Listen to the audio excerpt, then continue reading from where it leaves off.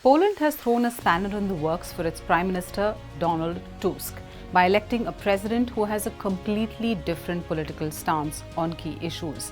Karol Nawrocki is a historian and an amateur boxer who was backed by the opposition Law and Justice Party in this election. Politically, Nawrocki was even backed by Donald Trump himself. He is an EU skeptic and not in favor of Ukraine joining bodies like NATO. Nawrocki fought the election saying it would be a referendum on the Prime Minister's 18 months in office. Nawrocki narrowly defeated pro-European centrist Rafal Trzaskowski with 50.89% of the vote, marking a significant setback for Prime Minister Donald Tusk's government. In fact, in what turned out to be a premature victory speech, Warsaw mayor and the candidate who narrowly missed out on the win, Rafal Trzaskowski, spoke based on exit poll numbers, which eventually went in favor of Karol Nawrocki.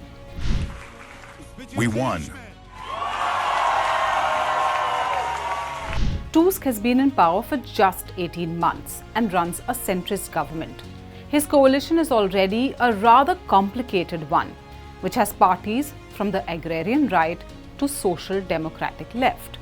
And the outcome isn't good for the Prime Minister. The immediate fallout, Donald Tusk will call for a parliamentary vote of confidence in his coalition government after his candidate lost the presidential election. It is hard to say in advance what the attitude of the new president will be. If he were to show willingness to cooperate, that would be a positive surprise, to which we will respond with full openness. If not, there is no point in waiting. We will start working regardless of the circumstances because that is why we were elected.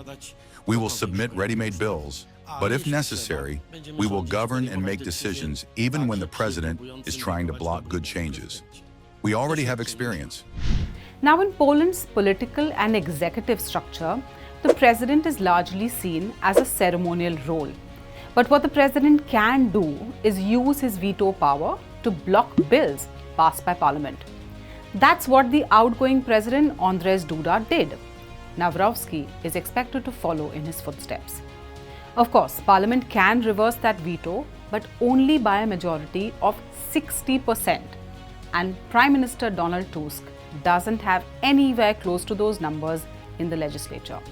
That's why the result of the presidential polls is expected to lead to political gridlock, as Nawrocki is likely to use his presidential veto to obstruct Tusk's liberal policy initiatives, including efforts to reverse controversial judicial reforms implemented by the previous PIS government. Nawrocki's presidency is poised to strain Poland's relations with both the European Union and Ukraine. While he supports military aid to Ukraine against Russia's invasion, Nawrocki opposes Ukraine's accession to Western alliances, including NATO, saying it risks wider conflict.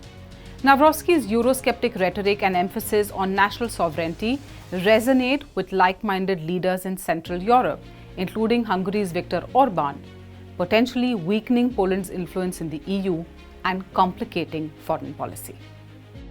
For more such stories, subscribe to SNG News, hit the like button and follow for more news updates.